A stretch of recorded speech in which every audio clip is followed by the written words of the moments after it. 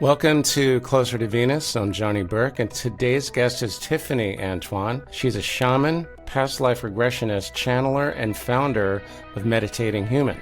Her work blends the mystical with the methodical to help people navigate spiritual awakening without needing to disappear into the woods for 40 days. In this episode, we'll discuss the soul's journey across lifetimes from past life regression to optional reincarnation. Tiffany, welcome to the program. Thank you so much. It is nice to see you again. How are you? For the listeners out there, Tiffany is in Boca Raton and I'm in Palm Beach Gardens. So both in the heat of South Florida. All right, so we've got a lot to unpack here, some very interesting stuff. So let's start with past lives. How did you discover that? Sure. I came across a book by Michael Newton, Journey of Souls. He has another book as well. I think it's Destiny of Souls. That's how I got into past lives. Then I went to someone and they did a past life regression. I mean, I had multiple past life regressions. And then I spontaneously did it on myself. Just went into a meditation, curious about a past life because I was getting pains in my back. So just curious of where that was coming from. And I spontaneously went into a past life and I just saw everything play out, which got me into, okay, how can I do this to further my own spiritual journey? Then, of course, help people with their journey, because it's been helpful for me to understand what I was taking from life to life to life, so that I can learn what it is that I needed to learn and then move on from it. So you're a shaman, a past life regressionist, and a channeler. So I'm assuming that the past lives, did that come first? Did that open the door to the other experiences? I'm going to tell you, it started with just good old fashioned meditation. And then using binaural beats, astral travel. And then I came across past life regressions, Michael Newton, Dolores Cannon, as we all know. Can't mention past life without Dolores Cannon. No, you can't. So got into all of that. Shamanism helped me to really just find another avenue to really commune and speak with my guides and speak with other people's guides and do the shamanic journeying and understanding that life between lives, being in the astral plane from a different perspective. Because at the end of the day, it's all the same thing. You're just dealing with the astral plane, your guides, your higher self, from different perspectives, to understand it in a holistic way, who you are in a holistic way. And those methods are like all avenues that lead to the same destination, it sounds like. It really does. It really does. It's just kind of what floats your boat. What do you align with naturally? What makes sense for you? And that's what you go with. Astral travel. That's a really interesting one. And since you mentioned Dolores Cannon, I saw one of her clips not too long ago where she says, when we sleep, we all leave our bodies. What kind of experiences do you remember when astral traveling? What did you see? What was that like? Some astral traveling, it was spontaneous. And I ended up in different locations interacting with other people's astral bodies. And it was just as real as the way you would speak to someone one-on-one. In other instances, I would astral travel and I would kind of get into that fifth dimension, sixth dimension space where now I'm dealing with my spirit guides. I'm dealing with entities that incarnated, wanting to have conversations with me.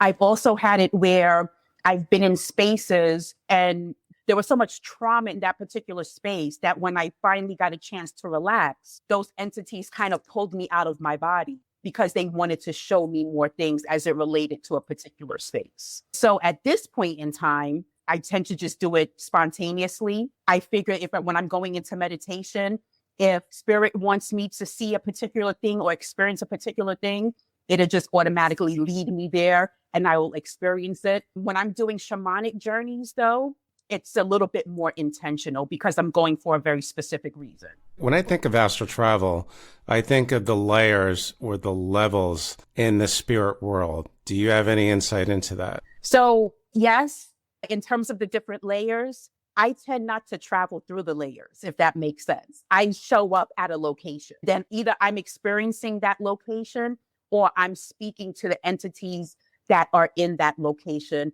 because they are giving me additional information on usually something that I am trying to figure out, something that I'm dealing with, or I have a question around something. So they're answering that question for me. And what I like about the astral travel is that it's very immersive. So it's not just a conversation. You're seeing it, you're feeling it, you're smelling. It's just all of the senses at work. It happens, and it's just this download of information so very quickly. And I try my best to stay in it. There are times where I'm astral traveling and I'm there for about an hour, 2 hours, because I'm wanting to stay in the experience. Meanwhile, there are times where it's just that quick. It's like 5 minutes, but yet I have like this wealth of information. Can that happen if you're at work or sitting at the bar at Louis Bossy's? But I mean, does it happen that Right. spontaneously? It has happened that spontaneously.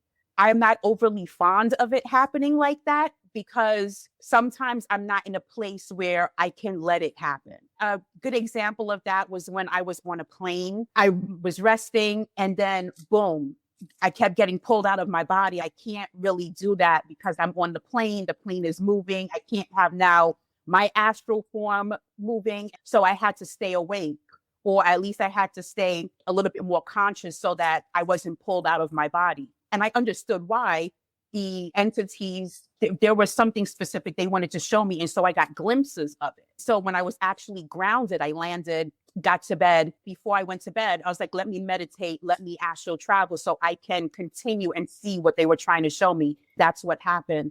But yeah, sometimes at a bar, sometimes on a plane. My whole thing is like, please don't do it while I'm driving. I don't want to astral travel and drive. That's not going to work out for anyone involved. Or at least wait till my drink gets here. Right, exactly. Just give me a second. Yeah, when that happened to me the first time spontaneously, it threw me off because I didn't know that it could happen spontaneously. I wasn't quite sure about that either, although I've heard lots of different variations. And I've had experiencers tell me about how their experience in astral travel did give them some insight into the levels of the spirit world. And that's probably another conversation, but what's the difference between astral travel and dreaming? With the astral travel, even though I just said it happens to me spontaneously, but the astral travel, it's a little bit more intentional. You're going into that with, I'm going to a particular place. So you're going in with an intention, you're going in with a question, you're going in to see someone. Usually there's a very specific reason, even with it being spontaneous and I'm being pulled out of my body, it's for a very specific reason why that's happening. Dreaming is more than just processing the day's events. A lot of it is going to have those conversations with your higher self, with people that you are physically in communication here with, different messages, but it's all symbolic. So then having to break down what those symbols mean. Dreaming can be less intentional as opposed to the astral travel, which is more intentional. But both, you're definitely in the spirit realm. You're definitely interacting with different entities. Like I just had an experience, came in the form of a dream, but I was out of my body as I would be. And I was speaking to another entity, which was my daughter, and just saying like, we need to change things in the physical. We were kind of talking about what needed to happen in the physical realm to get neutral goal. I remember saying to her, okay, it's time for me to go. The body is calling me back.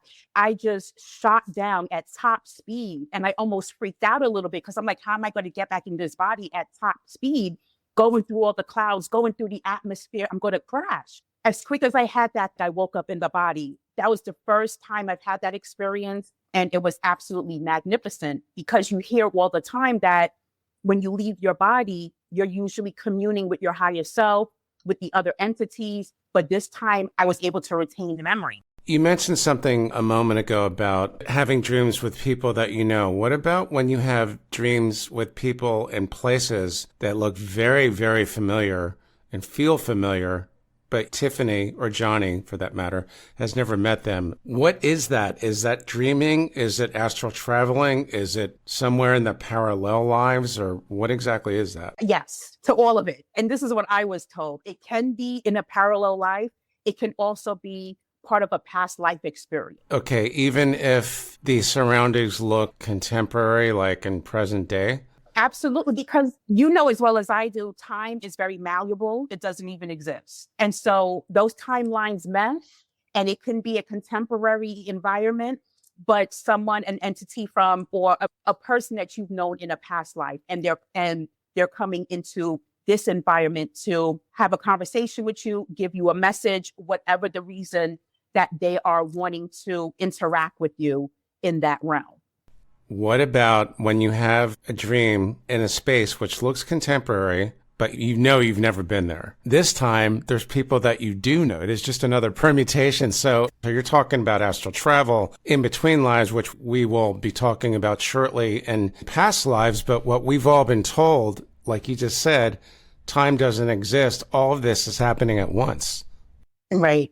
And it is happening at once. It melds into each other, which is why you can have all of those different experiences. But it's just that we, in this avatar, to help us navigate this dimension, we put things in a time frame. We put things very linear, so it makes sense to our mind. But ultimately, it's all happening at once. It's all in mesh. And so you can be in a space in the dream realm, be in a space that you know, people that you don't know, people that you know, a space that you don't know. It can be that you're seeing something that's about to happen. It can be where there's a message being passed on. And so you need to kind of understand the symbology of the dream because it's all symbols. And so what does this dream mean in terms of the symbols so you can get the message that you need to get from it? You're having dreams like that and experiences like that.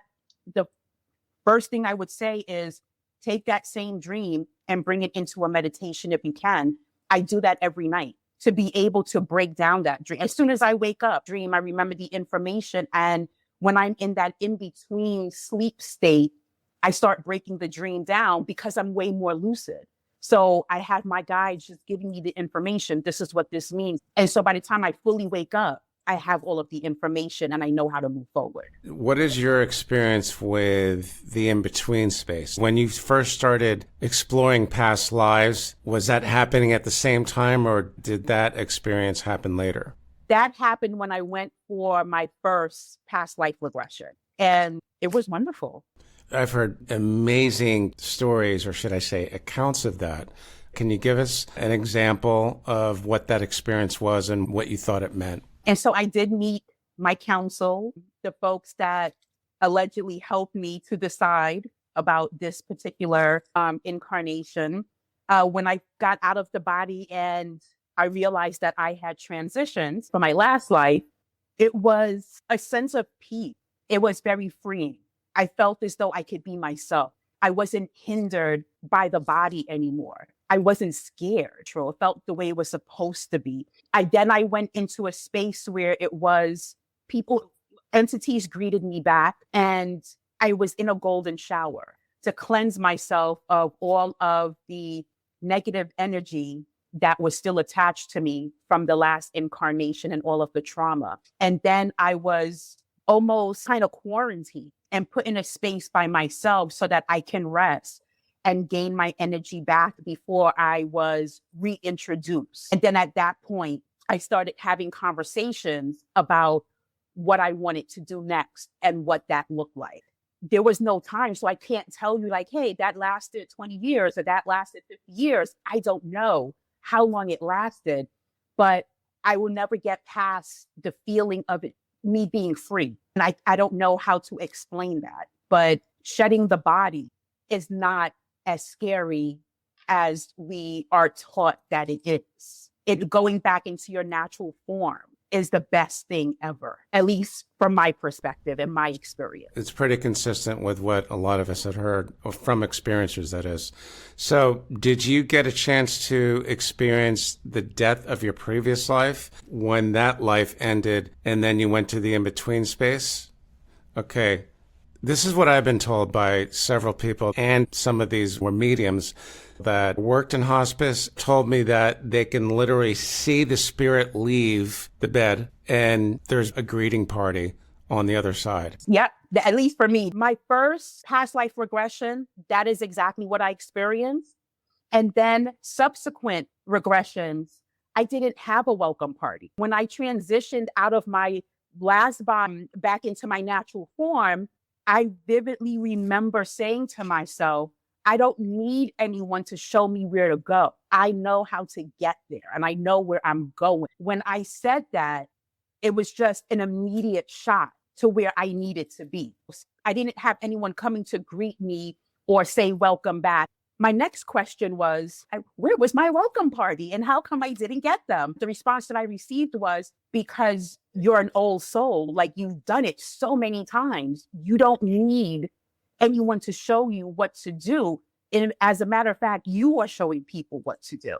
So you're just going to your destination. And so, which also tells me that when I did see my welcome party, when I first past life regression, that I was a younger soul then. And so it made sense that I would have people helping me navigate getting back to myself, as opposed to now where it's like, well, I already know what I'm doing. Like, I'm good.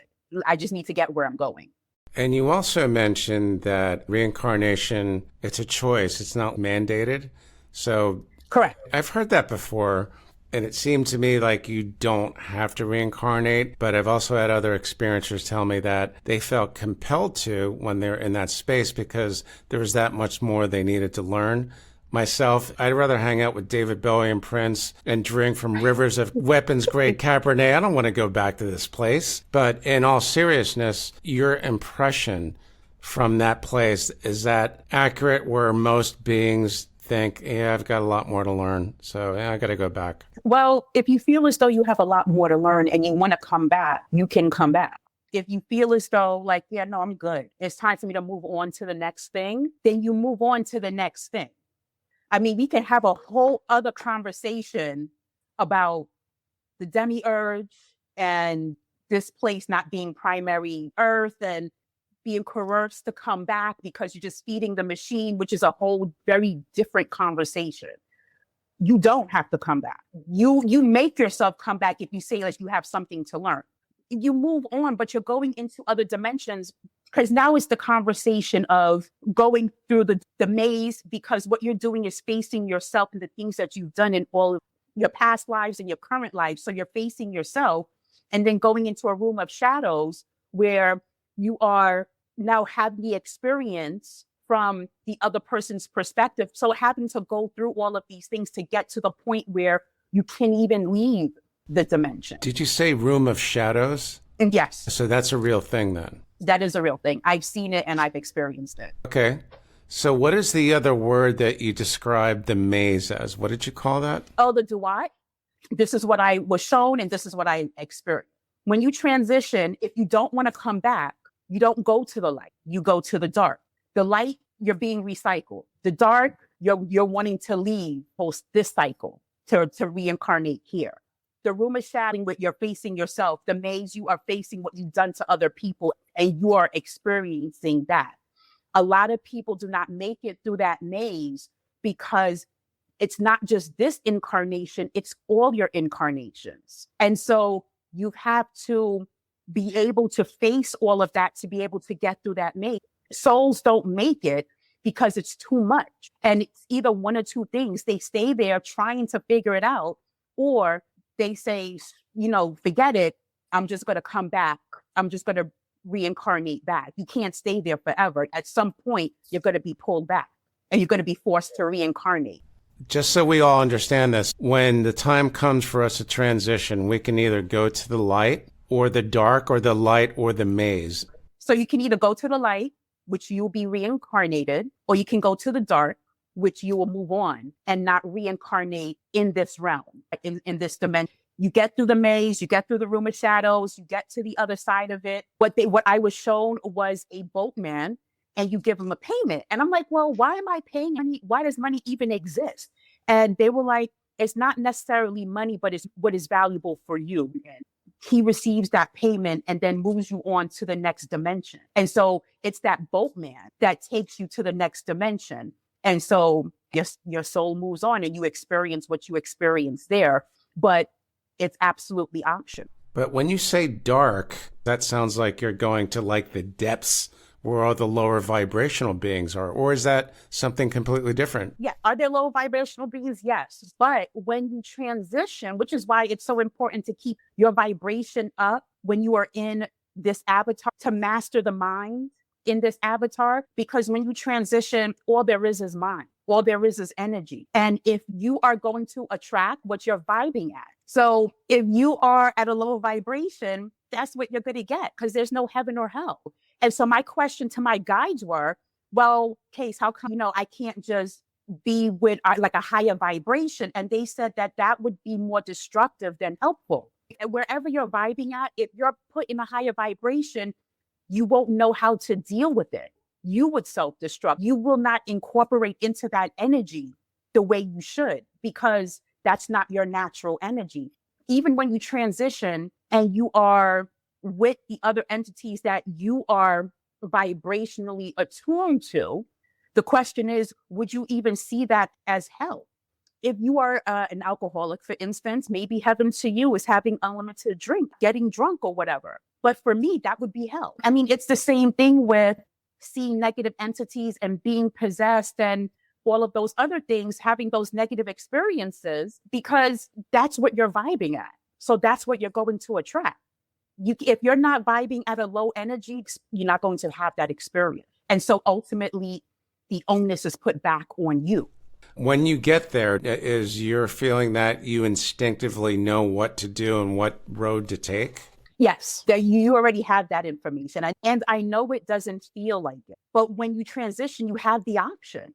Unfortunately, a lot of us think that you have to go towards the light. It's like, but if it's a recycle bin and I don't want to come back here, what are my other options? That's when they started showing me, well, you go towards the dark. And I'm like, well, I don't want to go towards the dark either, because where is that leading you to? It's leading you to where you need to go. And you've got to go through that and embracing the dark in order to get to the light, the other side of it where you want to be. And it's the same thing here. In order to become the person you want to be, you've got to embrace the dark side of yourself and move past that. So do you have any particular past life memories that really stick out that you'd like to share? This one it's a little bit rough. It's a little bit violent.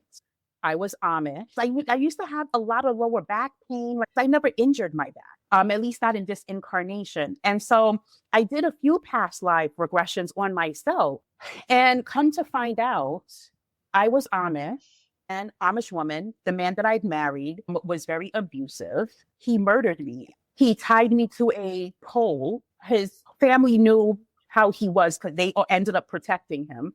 Tied me to a pole, and he beat me until my flesh was ripped from my bones. And so my back was exposed, my spine was exposed, and ended up dumping me in a river. And you remember this? You remember all this? Oh, I remember it very clearly. Had the little bonnet thing, had my blonde bangs, blue eyes.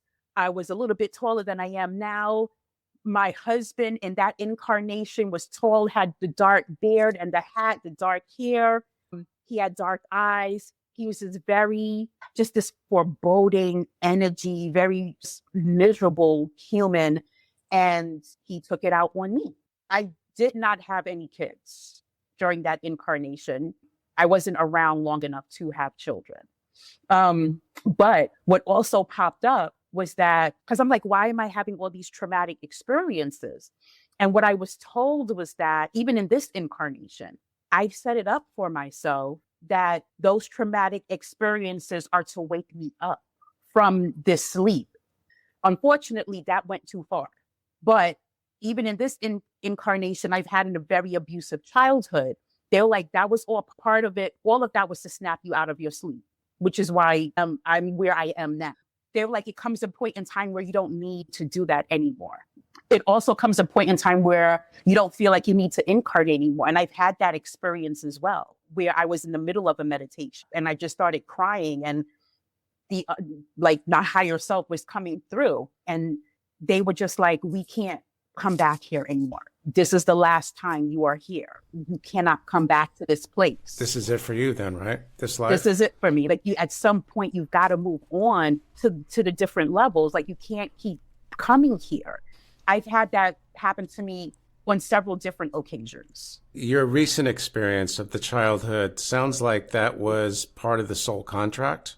Well, it's so funny that you brought that up, because I have come to the conclusion that soul contracts are traps. It's a trap to keep you stuck in experiences that you don't need to or want to be in. Soul contracts don't exist the way you think they exist. And you can get rid of those so-called soul contracts. You can cancel them, can't you? You can cancel out the contract. You can just say the words out loud. You can call your energy back to you. But it's really just as simple as leaving the situation. in an experience that you don't want to be in. So with all your experience, astral travel, past lives, in-between space, parallel lives, and differences between dreaming and astral travel, what are the most important things that you've learned from your experiences in total? You are God of your world. That is a hill I will die on. You are in full control of your experience, even if it doesn't feel that way. You've got to call your energy back to you and embrace who you are. Just because you've incarnated in this avatar, it doesn't mean you're not who you are. That's like getting into your car and saying that you're no longer human. You're still human. You're just in the car. And it's the same thing here. You're a source. You're just in this body. You are source God of your world. You are the Alpha and the Omega. Last question, going back to the in-between space once more. I've been told by plenty of experiencers that being in that space in between incarnations is like casting a movie and you're the star. But once you get down here, you have the soul amnesia and then you just kick and scream. Yeah, no, that's such a good way of putting it. Absolutely. Coming into your godhood in this avatar is you understanding you're the star of the show, you're the director, you're the producer, and you're also acting in your in your own sitcom. We were supporting cast in our own life, so abdicating our power.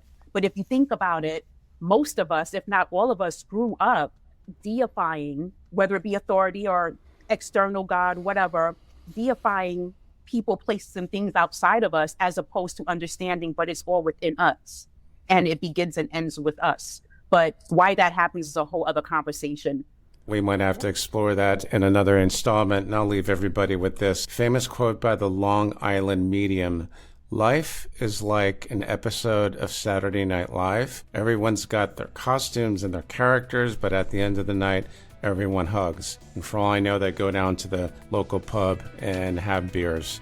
And that's what everyone says. Yep, it's just like that. Tiffany, thanks for joining us tonight. Very cool stuff. How can our listeners find you online? Sure. Meditatinghuman.com. Also my YouTube, Meditating Human everywhere. So Instagram, TikTok. You've been listening to Closer to Venus. I'm Johnny Burke. If you enjoyed tonight's episode, please consider subscribing. In the meantime, you can find more info at closertovenus.com. Thanks for tuning in, and we'll see you next time.